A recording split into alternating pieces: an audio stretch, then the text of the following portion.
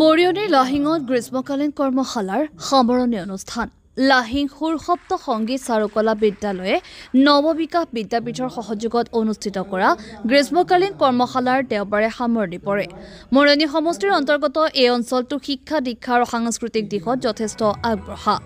এই সংগীত বিদ্যালয়খনিৰ পৰিচালক নৃপেন গগৈ আৰু কেইবাজনো সমাজ হিতৈষী ব্যক্তিৰ প্ৰচেষ্টাত ভৱিষ্যত প্ৰজন্মক শিক্ষাৰ সমান্তৰালকৈ সাংস্কৃতিক দিশত আগুৱাই নিয়াৰ আকুণ্ঠ প্ৰয়াস। এইবাৰ সংগীত নৃত্য আৰু মডেলিং এই তিনিওটা বিষয়ত কৰ্মশালা অনুষ্ঠিত কৰা হৈছিল। এক বৰ্ণাঢ্য কাৰ্যসূচীৰে অনুষ্ঠিত কৰিলে এই সামৰণি অনুষ্ঠান। এই কৰ্মশালাত প্ৰশিক্ষণ দিবলৈ নিমন্ত্ৰণ কৰি আনিছিল পংকজজ্যোতি বৰুৱা আৰু তৃষা চুতীয়াক। প্ৰশিক্ষাৰ্থীসকলৰ দ্বাৰা এটি সমবেত সংগীত পৰিৱেশন কৰি অনুষ্ঠানৰ শুভাৰম্ভণি কৰা হয়। গুৰু প্ৰণাম অনুষ্ঠানত সুন্দৰকৈ নৃত্য গীত আদি পৰিৱেশন কৰি উক্ত দুয়োজন গুৰুকে প্ৰণাম জনাই সম্বৰ্ধনা জ্ঞাপন কৰা হয়। ইয়াৰ পৰা অনুমান কৰিব পৰা যায় যে প্ৰশিক্ষাৰ্থীসকলক কিমান সুন্দৰকৈ প্ৰশিক্ষণ দিয়া হৈছে। কমিটিৰ আমন্ত্ৰণ ৰক্ষা কৰি বিধায়ক ৰূপজ্যোতি কৰ্মী, নৱনিৰ্বাচিত বলমা জিলা পৰিষদৰ সদস্য সুৰজিৎ শইকীয়া, জ্যেষ্ঠ সাংবাদিক চক্ৰসেন গগৈ, ৱাৰ্ড সদস্য দীপেন চুতীয়া আৰু কেইবাজন বিশিষ্ট অতিথি উপস্থিত আছিল। কাৰ্যসূচীৰ মাজে মাজে প্ৰশিক্ষাৰ্থীসকলে গীত নৃত্য আৰু মডেলিং পৰিৱেশন কৰি অনুষ্ঠানটি অধিক সুন্দৰ কৰি তোলে। শেষত কৰ্মশালাত অংশগ্ৰহণ কৰা সকলো ছাত্ৰ ছাত্ৰীকে একোখনকৈ মানপত্ৰ প্ৰদান কৰা হয়। বিধায়ক ৰূপজ্যোতি কৰ্মী আৰু জিলা পৰিষদৰ সদস্য সুৰজিৎ শইকীয়াক অৱগত কৰি কয় যে চৰকাৰী অনুদান পালে এই অনুষ্ঠানটি আৰু অধিক শক্তিশালীভাৱে কাম কৰিব পাৰিব। এই অনুষ্ঠানটোৱে অঞ্চলটোত এক সাংস্কৃতিক পৰিৱেশৰ সৃষ্টি কৰিছে বুলি সচেতন মহলে প্ৰশংসা কৰা পৰিলক্ষিত হয়। মৰণীৰ পৰা সূৰ্যদাসৰ ৰিপৰ্ট, এনি এক্সপ্ৰেছ। জয়তে আমি সুৰসপ্ত সংগীত আৰু চাৰুকলা বিদ্যালয় লাহিং যোৰহাটৰ তৰফৰ পৰা আপোনালোকৰ নিউজ চেনেললৈ অশেষ ধন্যবাদ আৰু আন্তৰিক শুভকামনা জনাইছোঁ। আপোনালোকে আমাৰ মাজলৈ আহি যি আমাক উৎসাহিত কৰিলে তাৰ বাবে পুনৰবাৰ ধন্যবাদ শুভেচ্ছা জনাই যে এইবাৰ আমি সুৰসপ্ত সংগীত আৰু চাৰুকলা বিদ্যালয়ৰ উদ্যোগত লাহিং নৱবিকাশ বিদ্যাপীঠৰ সহযোগত 4 দিনীয়াকৈ কৰ্মশালা অনুষ্ঠিত কৰিছোঁ। গ্ৰীষ্মকালীন কৰ্মশালা। এইবাৰ আমি ইয়াত কেৱল মাত্ৰ 3টা বিষয়ে সন্নিৱিষ্ট কৰিছোঁ: সংগীত, নৃত্য আৰু নতুনকৈ সংযোজন কৰিছোঁ মডেলিং। গতিকে তিনিওটা বিষয়ত যিসকল ছাত্ৰ ছাত্ৰীয়ে ইয়াত অংশগ্ৰহণ কৰি তেওঁলোকে 4 দিনত যিখিনি শিকিলে যথেষ্ট শিকিব পাৰিছে আৰু আমাৰ সন্মানীয় সমল ব্যক্তি তথা প্ৰশিক্ষক মণ্ডলীয়েও খুব সুন্দৰকৈ তেওঁলোকক অনুষ্ঠানটি আগুৱাই নিয়াৰ ক্ষেত্ৰত সহযোগিতা আগবঢ়ালে। আৰু আমাৰ উদ্দেশ্য হৈছে যে সুৰসপ্ত সংগীত আৰু চাৰুকলা বিদ্যালয় লাহিঙৰ এটি নিচেই চালুকীয়া অনুষ্ঠান।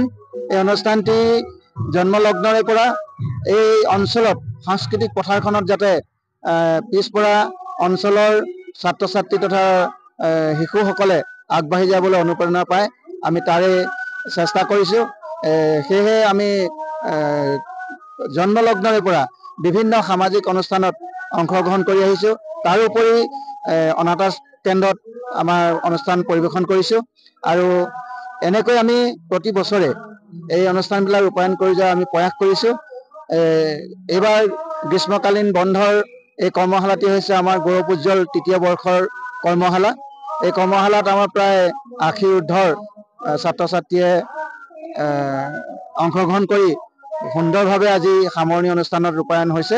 আজি সামৰণি অনুষ্ঠানটি সুন্দৰভাৱে ৰূপায়ণ কৰাৰ ক্ষেত্ৰত যিসকল সদাশয় ব্যক্তিয়ে আমাক অনুপ্ৰেৰণা যোগালে তেখেতসকললৈ আমি আন্তৰিক কৃতজ্ঞতা জ্ঞাপন কৰিছোঁ। আৰু অনাগত দিনত আমি যাতে আৰু সুন্দৰকৈ ছাত্ৰ ছাত্ৰীসকলক অসমৰ বিভিন্ন প্ৰান্তত বিভিন্ন অনুষ্ঠান প্ৰতিষ্ঠানত অসমৰ একোজন সুনাগৰিক হিচাপে গঢ়ি তুলিব পাৰোঁ তাৰে কামনা কৰিছোঁ। আৰু আমাৰ চৰকাৰৰ কোনো দান অনুদান নোহোৱাকৈ এই অনুষ্ঠানটি আমি নিজস্বভাৱে আগবাঢ়ি যাবলৈ প্ৰয়াস কৰিছোঁ। কেৱল মাত্ৰ আৰ্থিক অভাৱৰ বাবে আমি কৰিব লগাখিনি কৰিব পৰা নাই। সেয়েহে আমি আপোনালোকৰ জৰিয়তে চৰকাৰলৈ অনুৰোধ জনাব বিচাৰিছোঁ যে চৰকাৰী কাৰ্যসূচীৰ ভিতৰত থকা, চৰকাৰী আঁচনিৰ ভিতৰত থকা কিবা কাৰ্যসূচী থাকিলে আমি সুৰসপ্ত সংগীত বিদ্যালয় আমি নিশ্চয় চলাই যাবলৈ আমি আগবাঢ়িম। তেখেতসকলে যে আমাক দায়িত্ব দিয়ে আমি অনাগত দিনত চলাই যোৱাৰ প্ৰয়াস কৰিম আৰু আমাৰ ছাত্ৰ ছাত্ৰীসকলক আগুৱাই যোৱাৰ ক্ষেত্ৰত আমি কোনো কাৰণতে আমি নুই কৰিব নোৱাৰোঁ। আমি তেখেতসকলক আগুৱাই নিয়াৰ বাবে আমি সদায় আগবাঢ়ি যাম। আমিও তাৰে কামনা কৰি আমি আপোনালোকলৈ পুনৰবাৰ ধন্যবাদ জ্ঞাপন কৰিছোঁ। প্ৰথম নমস্কাৰ জনাইছোঁ। সুৰসপ্ত সংগীত আৰু চাৰুকলা বিদ্যালয়ৰ উদ্যোগত নৱবিকাশ বিদ্যাপীঠ লাহিঙৰ সহযোগত গ্ৰীষ্মকালীন গীত নৃত্যৰ যি কৰ্মশালা হৈছিল তাত আমি অংশগ্ৰহণ কৰিছিলোঁ। ছাত্ৰ ছাত্ৰীসকলক কিবা অকণ শিকাবৰ কাৰণে অকণমান যত্ন কৰিছিলোঁ। আৰু লাহিং অঞ্চলটো আচলতে সঁচাকৈয়ে আগৰ পৰা দেখি আহিছোঁ, লাহিং অঞ্চলটো এক সাংস্কৃতিক দিশত হওক, সাংস্কৃতিক দিশতে হওক, শৈক্ষিক দিশতে হওক, এইটো এটা আগবঢ়া অঞ্চল। এই অঞ্চলৰ ছাত্ৰ ছাত্ৰীসকলে বিভিন্ন ধৰণৰ সংগীতৰ যোগেদি নিজক প্ৰতিষ্ঠা কৰাৰ লগতে সমাজখনক এক সুন্দৰ আলিয়েদি লৈ যাবৰ কাৰণে চেষ্টা কৰিছে। আৰু এখেতসকলৰ এই প্ৰচেষ্টাক সহায় জনাই আমি অকণমান সহায় কৰিবৰ কাৰণে আহিলোঁ। পৰৱৰ্তী সময়ত আকৌ আমি তেখেতসকলক লগ পাম। এইকেইদিনৰ 4দিনীয়া অনুষ্ঠানত